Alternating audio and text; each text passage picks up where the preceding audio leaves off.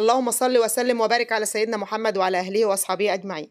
هنعمل مع بعض النهارده الطعميه بطريقه مختلفه، وهنعملها بمكون موجود عندنا في البيت هيخليها تطلع معانا هشه وفي منتهى الجمال، وهتشوفوها قدامكم دلوقتي. زي ما انتم شايفين المقادير معايا بسيطه خالص، مقادير الطعميه العاديه. معايا كمون وكزبره وملح، ومعايا نص كيلو فول، طبعا انا بليته حوالي 4-5 ساعات، ومعايا كرات وكزبره وبصل وتوم فريش،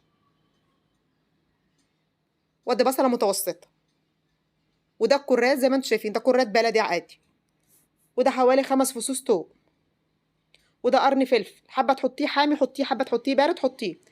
وده بقى المكون اللي بقول لكم عليه هيطلعها معاكم هشه وفي منتهى الجمال. ده العيش بتاعنا البلدي خالص بتاع التموين، حتى النص كيلو هياخد معاكي رغيف. طبعا احنا بلناه في الميه.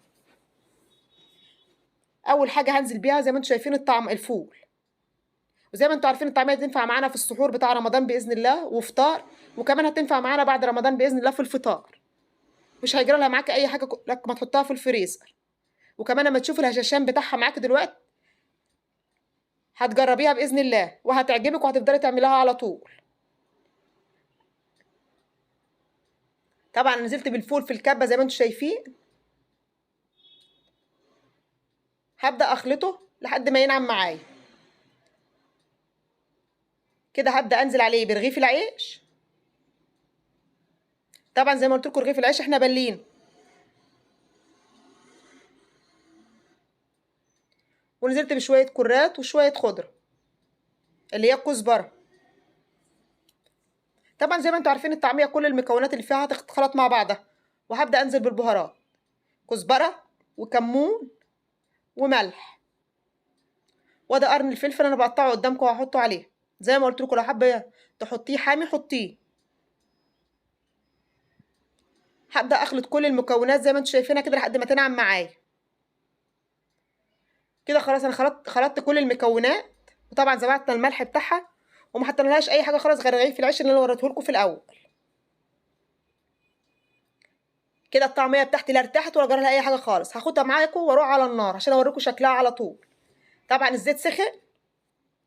هبدا اخد من الحله اللي انتوا شفتوها معايا دلوقتي، وهبدا احمر على طول. زي ما انتوا شايفين انا ما عملتش فيها حاجه خالص، ولا حطيت كربوناتو ولا بيكنج باودر ولا بيض ولا اي حاجه، وهتشوفوها هتطلع معايا هش. طبعا كل ده عشان رغيف العيش اللي احنا حطيناه، العيش العادي بتاع التموين، هو النص كيلو بياخد رغيف. انتوا شايفين الطعميه طالعه معايا ازاي شكلها؟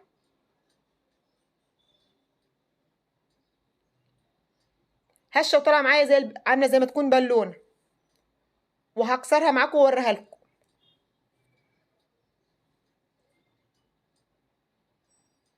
حابه انت تحط لها سمسم حط لها، حابه تحشيها احشيها، بس انا بحبها ساده كده.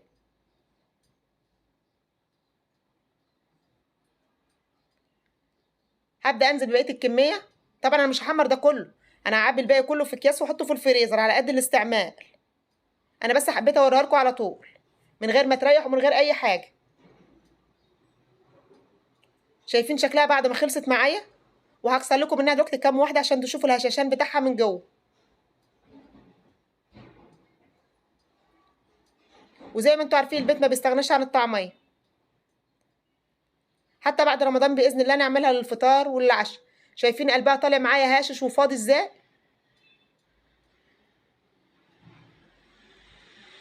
وطالعه هشه وفي منتهى الجمال.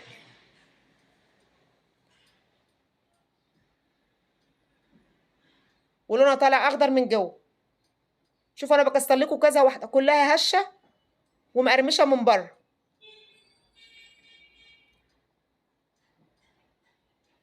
طبعا اي بيت ما بيستغناش عن الطعميه.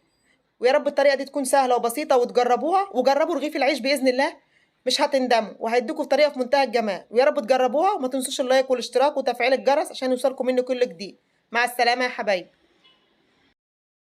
اللهم صل وسلم على سيدنا محمد وعلى اهله واصحابه اجمعين.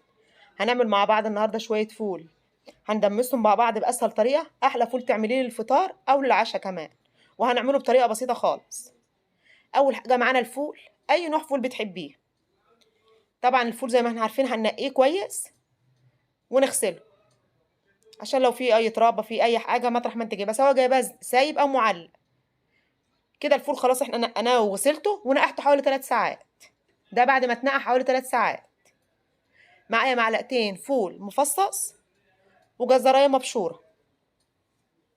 لو ما عندكيش فول مبسط ممكن تحط عدس، ممكن تحط رز، ممكن تحطي معلقتين دقيق، بس الدقيق هتحطيه في الاخر خالص. كده معايا القدره. طبعا لو القدره حسب ما بتاخد سيبي فيها كميه، القدره دي بتاخد حوالي نص كيلو. لو حطيتي فيها كيلو هتبقى مكتومه، فانا حطيت فيها نص كيلو عشان تزوديها مره واحده بس وتغطيها عشان ما يسودش معاكي الفول، عشان في ناس كتير بتشتكي ان الفول بيسود. وهقولك كمان على معلقه تحطيه فيه مش هتخليه يسود معاكي خالص. كده انا حطيت نص كيلو الفول ونزلت عليه بالمعلقتين الكبار الفول مفصص، طبعا انا غسلاه، وهنزل عليهم بجزرايه مبشوره. طبعا انا ما كانش عندي فريش، ده الجزر اللي احنا مفرزينه مع بعض قبل كده. طلعت في حدود حوالي جزرايه. وهقولك بقى السر في المعلقه اللي هنستعملها دلوقتي هتخليه معاكي يطلع معاكي فاتح وما يجرالوش اي حاجه خالص. انا نزلت عليه ميه مغليه، انت ممكن تحط له ميه بارده عاديه خالص، بس انا حطيت عليه ميه مغليه عشان تسرع معايا الغليان. يعني مش هتفرق سواء ميه من الحنفيه او ميه مغليه.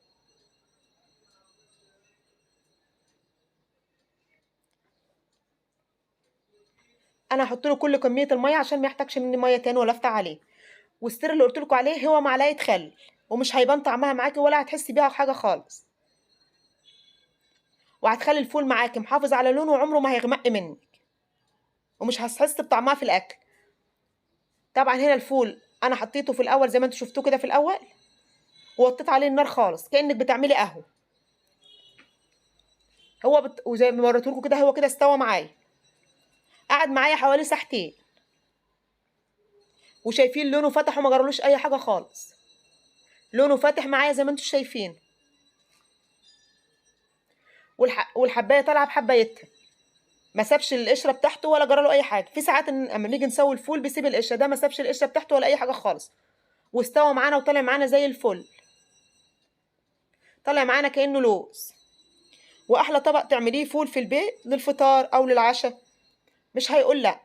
وطبعا الكميه دي لو كتيره عليكي هتقسميها في اكياس وتحطها في الفريزر. الكيس على قد الطبق اللي انت بتعمليه، في اي وقت هتحتاجيه هتطلعيه. وده طبعا بعد طبعا ما وضبته كده للاكل اللي هو يا دوبك زيت وملح وفلفل. انت بقى حابه تعمليه بالطحينه، حابه تعمليه بالصلصه، حسب ما انت حابه تعمليه. وهيطلع معاكي اجمل شويه فول. وما تخافيش من معلقه الخل اللي احنا حطيناها. وزي ما قلت لك انت لو ما عندكيش الفول المفصص ولا العدس ولا الحاجات دي، في الاخر خالص هتجدوه بمعلقتين دقيق في نص كوبايه ميه بعد الفول بتاعك ما يستوي، وهتحطيهم على الفول، وهتسيبيه يا دوبك ياخد معاكي غلوه بسيطه عشان تتاكدي ان الدقيق غلى معاكي، وتقلبيه عشان ما يلزقش منك في القاع. ويا رب الطريقه دي تكون سهله وبسيطه، وما تنسوش اللايك والاشتراك وتفعيل الجرس عشان يوصلكم منه كل جديد. مع السلامه يا حبايبي. متنسوش اللايك والشير والسبسكرايب وكومنت وشير عشان والصفر ده أكتر من أسفل. وانتوا قد حبايبي. باي باي.